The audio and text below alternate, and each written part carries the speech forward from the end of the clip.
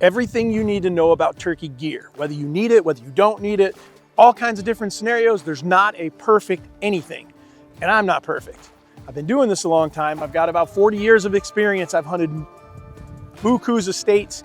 I've been a part of several hundred turkeys being killed, and most of those with a bow. So what we're gonna do is go over some of the gear you might need.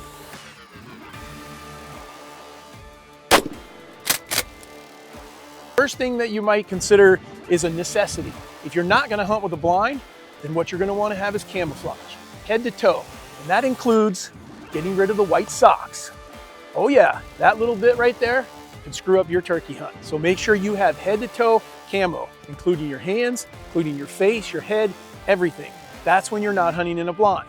If you're hunting in a blind, exact opposite. You go from the top up, all black. Black gloves, black face cover, black hat, everything. No white lettering on it, so you don't get busted. Why head to toe camo or why all black in a blind? Because turkeys see phenomenally. Remember, they don't smell a thing. All they rely on is eyesight, particularly movement. I've had them bust me when I've taken the safety off of my gun at 40, 50 yards. They see it, they're gone. I've seen them watch, ring, all kinds of things that maybe you're not thinking about, maybe you ought to be, so that you don't get busted on your next turkey hunt. Another necessity, in my opinion, is a call. If you're gonna turkey hunt, especially spring turkey hunting, you're gonna want some type of call. Now we can go in order of ease to hard. Ease, push button. Push button calls are simple. The reason they're simple is they only make one sound, two sounds maybe. You might get a little bit of a yelp and a cluck off of them, but other than that, you're not gonna get much else. And the next level that we go to is a box call. Box calls are a friction style call. There's tons of different kinds. I'm not here to tell you which one, but it would be on the ease of learning how to use one, the second easiest. Progress through that, we get to pot calls, slate calls. All of them are referred to as slate calls, even though some are glass, some are aluminum, some are slate itself. There's all kinds of different surfaces, and I'm not here to tell you which one is better than the other one or which striker to use. You can get into all kinds of other stuff for that. But for right now, it's just essentially finding a call. Slate calls are probably third on the difficulty list on which one to use or how difficult it is to use. However, the reason that is because they make more sounds. You can do more things. What I like about a slate call is if you do what I do and you rough up the surface in different parts of the call, you can actually make 2 or 3 different calls in one. And then the last one will be a diaphragm call or a mouth call. That's my favorite. The reason that that's my favorite is because just like right here, I'm carrying multiple calls in that little pouch in my pocket. And when I use it, it's 100% hands-free. However, they are the most difficult to learn how to use because you have to learn how to blow the call. So find a video, teach yourself how to do it. Most people do like what I did, and that was 40 years ago when I started first blowing turkey calls. I learned on a friction call. I used the friction call to teach me how to blow a diaphragm call. Got the cadence, got the sound right on the box call or on the slate call, and then used the diaphragm call to make exactly what I wanted to, and then I just took it from there. The last thing that I would mention to you about turkey calls, you don't have to be a perfect turkey caller. You don't have to be a world champion turkey caller. It's more important when you say something than what you're saying. And what I mean by that is you may not have the absolute perfect turkey sound, but if you learn when to call, you'll fool them more often than you won't. The third one, and it's a necessity if you're going to turkey hunt. Now, if you just want to go turkey watch, you could do without it. You've got to have a weapon. And if you're going to have a weapon, you're either going to have a bow or you're going to have a shotgun. One of those two. Let's talk about the bow first. If you're going to take a bow, that adds a few things that you got to have. Okay, now we're not going to go into what type of sight and all that type of stuff or even what type of broadhead. What we're going to talk about is if you're going to bow hunt, you want these turkeys to be close. So I'm going to use a blind more often than not. You don't have to. I've killed them without it. But you're going to be way more successful if you add a blind to your arsenal if you're bow hunting for turkeys. The next thing that I'm going to tell you, because again, I re-emphasize, I want the shot close. So if I'm turkey hunting with a bow, I want a blind and then I want a decoy. I need that decoy because that's going to tell me where I'm going to get my shot at. And that's going to make me the most successful that I can be. So keep that in mind. If you're going to bow hunt for turkeys and you want to have a really good chance of killing one, you're probably going to want 3 things. You're going to want a call, you're going to want a blind, and you're going to want a decoy. Those 3 things are going to help you be a successful archery turkey hunter. If it's a shotgun, make sure that you get the right pattern. Make sure you pattern your shotgun first of all, and make sure you pattern it to the shells that you're going to use.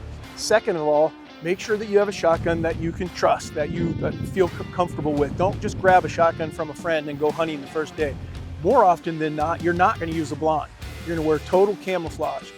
This means that maybe or maybe you don't want a decoy, because the one thing that we should mention when you're using decoys, you're trying to tell the turkeys to do the opposite of what they are naturally born to do. That is, typically the tom gobbles and the hens go to him. But in our situation, usually we're making hen sounds trying to bring him to us. So sometimes by having a decoy out, you can hold a turkey up. So for those shotgun hunters out there, not such a bad deal for them because they can reach out and touch them a little farther with a shotgun. Bow hunters, we're trying to be under 20 yards. I actually prefer under 10. So keep in mind, if you're going to be shotgun hunting, you probably don't need a blind. You're probably going to need three things. You're probably going to need your calls, you're going to need your weapon, which is a shotgun that you've patterned, and then the third one, I know it may sound crazy, is something to sit on, something to put your butt on to keep it from getting wet. Other than that, that's the only three things you must have. So we're talking about turkey hunting, and we're talking about specifically turkey hunting out of a blind. And I love this because I do it more than anything else. I hunt out of a blind because I hunt with a bow, but you can do it with a shotgun. Here's what I'm going to tell you. If you're going to hunt with a blind, you're going to want to do a few things. One, buy the best blind that you can afford.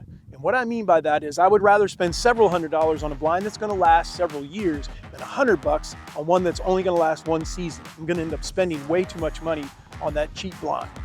The other thing is cheap blinds come with cheap accessories. So if you get a really good blind, they come with really good stakes.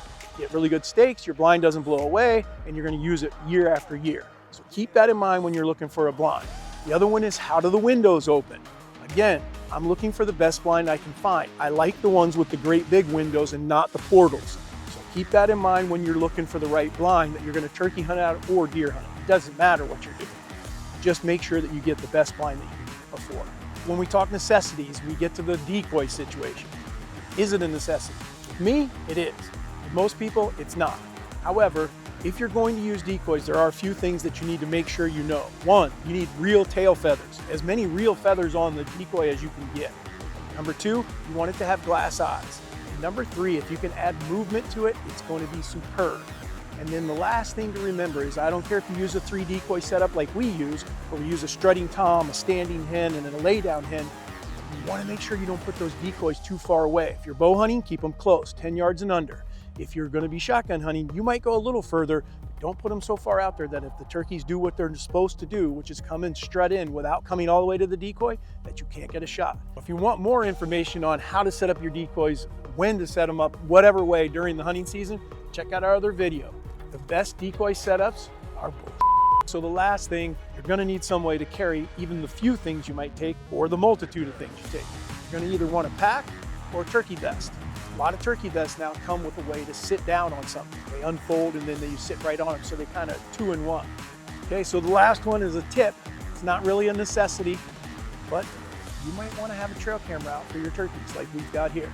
It's going to help you. If you're like me, you got a busy schedule, you don't have a lot of time to go do as much scouting as you'd like, the camera do it for you. So if you like some of the stuff you've heard on this whole little walk here, I would encourage you to like and subscribe to our page, because we've got lots more turkey tips, and we'll go into everything else. Deer, elk, antelope, you name it, we're going to cover it. Thank you guys for watching. Now let's see if there's some turkeys on.